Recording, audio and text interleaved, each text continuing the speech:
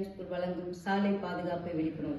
இப்போ ஒரு action video நான் காமிக்கிறேன், நீங்க பார்த்துட்டு உங்களுடைய கருத்துக்கள் எனக்கு சொல்லுங்க.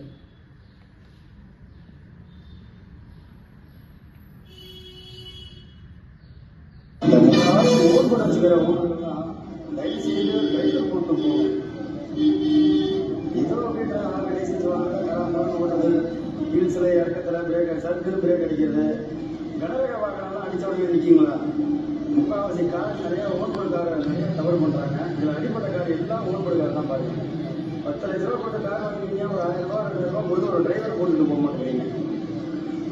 கனரக வாகனத்தை யோசிச்சு போகணும். கார் பிரச்சனை பிரேக் இல்லைங்க, கனரக வாகனம் எத்தனை டன்னு எவ்வளோ வருது அப்படின்னு யாராவது யோசிச்சு தயவு செய்து டிரைவர் போட்டு வரலான்னு போங்க. நன்றி.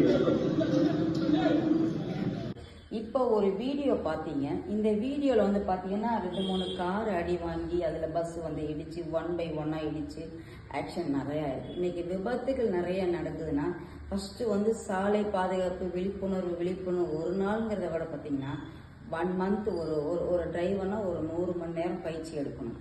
அப்போ தான் அந்த சாலை பாதுகாப்பு விழிப்புணர்வு நம்மளோட ஹேபிட்டாக மாற்றிக்க முடியும். இதில் வந்து பார்த்தீங்கன்னா நம்ம காரில் உக்காந்துட்டாலே நம்ம கண்ணு சிசிடிவி கேமரா மாதிரி 4 பக்கம் சுற்றிக்கிட்டே இருக்கணும். ஒரு வண்டி போய் கார் வந்து சொன்ன மாதிரி வந்து ஒரு டிரைவர் சொல்லியிருக்காரு, ஒரு கார் பிரேக் அடிச்சுன்னா சடனாக நிற்கும்.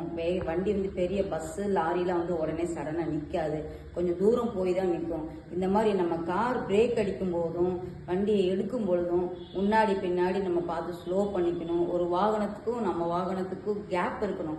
இப்போ உதாரணத்துக்கு வந்து பார்த்தீங்கன்னா சிட்டிக்குள்ள ஸ்பீட் லிமிட்டே வந்து பார்த்தீங்கன்னா 20-30 இருக்கும். அந்த இடத்துல 10 மீட்டர் இடைவெளி விட்டு போகணும். இதே 2-வே ரோடு இருந்தால் ஸ்பீட் லிமிட்டு 60 தான். அந்த இடத்துல குறைஞ்சது ஒரு 50 மீட்டராவது கேப் விட்டு போகணும். இதுவே 4-வே ரோடா இருந்தா கிட்டத்தட்ட 90 தான் ஸ்பீட் லிமிட். அந்த இடத்துக்கு வந்து பாத்தீங்கன்னா ஒரு 100 மீட்டராவது நம்ம வண்டிக்கும் அடுத்த வண்டிக்கும் ஒரு கேப் விட்டு போயிருந்தா இந்த மாதிரி விபத்துகள் தவிர்க்கப்படும். ஒரு காரில் ஒருவர் மட்டும் டிரைவ் பண்றதை விட இனிமேல் வந்து ஒரு காருக்கு 2 பேர் டிரைவரா இருந்தா நல்லா இருக்கும். ஒரு ஃபேமிலின்னு இருந்தா 2 பேர் கார் கத்துக்கிட்டு 2 பேர் மாத்தி மாத்தி ஓட்டினா விபத்துகள் தவிர்க்கப்படும். மிக்க நன்றி.